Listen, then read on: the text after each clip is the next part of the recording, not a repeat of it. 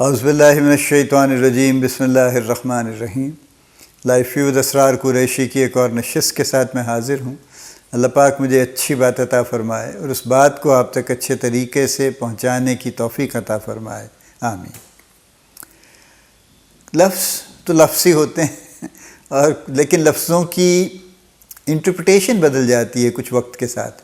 جیسے میں نے پہلے اسٹریٹجک تھنکنگ میں بات کی تھی کہ ان کی پہلے ذرا ڈفرینٹ طریقے سے ان کو انٹرپریٹ کیا جاتا تھا، سگنیفیکنس بھی ذرا ان کی اور طرح لی جاتی تھی، آج اور طرح لی جاتی ہے۔ اسی طرح جو آج کا ٹاپک ہے اڈیپٹیبلٹی، اس کا بھی یہی معاملہ ہے۔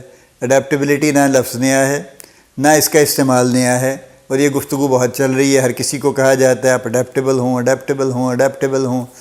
کس سے اڈیپٹیبل؟ ٹھیک ہے، کیونکہ پہلی اڈیپٹیبلٹی تو ہر شخص کو اس وقت کرنی پڑتی ہے جب وہ کوئی آرگنائزیشن جوائن کرتا ہے، ٹھیک ہے نا۔ ابھی بھی ظاہر ہے موومنٹ تو بہت ہوتی ہے نا انڈسٹری میں، بار بار آپ دیکھتے ہیں لنکڈن پہ، فیس بک پہ لوگ لگاتے ہیں I am happy to announce, اور دو طرح کی ہوتی ہے، ایک تو یہ ہے کہ جی وہ آرگنائزیشن ٹو آرگنائزیشن چینج کرتے ہیں، اور دوسرا یہ ہے کہ ان کی پوزیشن چینج ہو جاتی ہے، دے گیٹ اپ گریڈڈ اور دے گیٹ ریلوکیٹڈ، تو اس لحاظ سے ظاہر ہے پھر چیزیں نئی ہو جاتی ہیں نا۔ تو اڈیپٹیبلٹی کیا ہے؟ اڈیپٹیبلٹی 2030 کے پوائنٹ آف ویو سے کیا ہے؟ 2030 کے پوائنٹ آف ویو سے یہ ہے کہ صرف آج سے اڈیپٹیبل نہ ہوں، بلکہ یہ امیجن کریں اور یہ انالائز کریں اور یہ فور کاسٹ کریں باقاعدہ بیسڈ آن ایویڈنس کہ 2030 میں کیا ہو رہا ہوگا most likely, a good best estimate جس کو آپ کہتے ہیں نا، اس کے مطابق اپنے آپ کو اڈیپٹ کریں۔ تو اڈیپٹیبلٹی کی سگنیفیکنس اب یہ، چونکہ دیکھیں نا جب کوئی واقعہ ہو گیا اس کے بعد جب ہم اپنے آپ کو اڈیپٹ کرنے کی کوشش کرتے ہیں تو ہمارا ری ایکشن ٹائم ویری کر سکتا ہے نا۔ ہو سکتا ہے ہم فوراً کر لیں، ہو سکتا ہے ہم بہت دیر میں ری ایکٹ کر پائیں، اور ایک بڑی آرگنائزیشن جس میں سینکڑوں ہزاروں لوگ کام کرتے ہیں، ایک بہت بڑا یعنی ایک ہوتا ہے نا وزن ہوتا ہے اس کو موو کرنا ایک انچ بھی، it is very it's not easy to do that, it takes time, it takes a lot of effort and lot of force also۔ بہت پرانی بات ہے کہ 80s وغیرہ میں آئی تھی کتاب اس کی، اینڈی گروو کی، only the paranoid survive I think۔ بہرحال مجھے اب سال ایگزیکٹ یاد نہیں ہے، جن دنوں آئی تھی تو مجھے بھی پڑھنے کا اتفاق ہوا۔ Andy Grove as you know is one of the founders of Intel، 3 جو فاؤنڈر تھے ان میں سے ایک اینڈی گروو تھے، اور ان کی وہ کتاب تھی، اور پینٹیم آیا تھا اس کے کچھ عرصے بعد، یعنی چونکہ آپ کو پتہ ہے نا ہمارے ہر لیپ ٹاپ میں اور ڈیسک ٹاپ میں اسٹکر لگا ہوتا ہے انٹل انسائڈ کا، تو پاکستان میں تو 99% انٹل ہی چلتا ہے، باہر ظاہر اے ایم ڈی بھی چلتا ہے اور بھی کوئی ہوگا، اے ایم ڈی باہر مجھے پتہ ہے وہ بھی کئی جگہوں پہ چلتا ہے، لیکن پاکستان میں انٹل ہے۔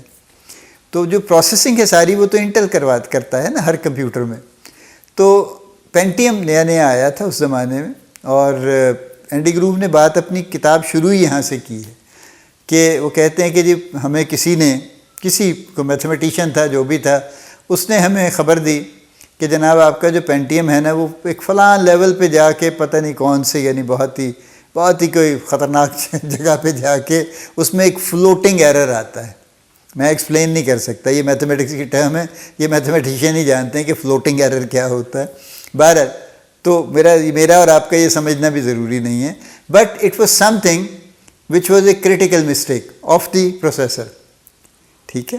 اچھا، اینڈی صاحب فرماتے ہیں کہ ہم نے یہ سوچا کہ یہ تو ٹھیک ہے، وی گاٹ، صحیح کہہ رہا ہے بندہ، ٹھیک کہہ رہا ہے، یہ تو ہمیں پتہ چل گیا، لیکن وی تھاٹ کہ یہ اتنا ریئر ہے کہ شاید ہی کوئی اس طرح سے اس لیول پہ جا کے کام کرے گا اور کچھ ہوگا اور اسے اس ایرر کا سامنا کرنا پڑے گا، تو we don't need to do اینی تھنگ، ٹھیک ہے۔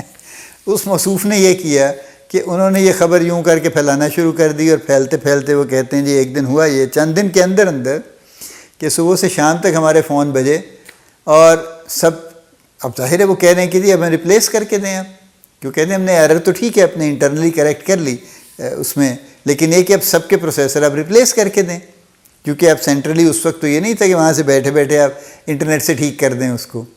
تو کہتے ہیں کتنے فون آئے کہ شام تک ہمیں $500 ملین کا نقصان ہوا، اور یہ اس دور کی بات ہے جب $500 ملین بہت زیادہ ہوتے تھے۔ اب تو بلینز اور ٹریلینز ویسے ہی بیچارے عجیب سے ہو گئے ہیں نا، یعنی ایپل کی مارکیٹ کیپ اب تقریباً 5 ٹریلین پہنچ گئی تو یہ ایسا تو نہیں ہوتا تھا نا، بلین پہنچنے بڑا ٹائم لگتا تھا. $500 ملین کا لاس ہو گیا شام تک. تو جس پہ انہوں نے بیس کیا نا اسٹوری پہ پھر اپنی، جو ریئل واقعہ تھا کہ اونلی دی پیرانوائڈ کون ہوتا ہے؟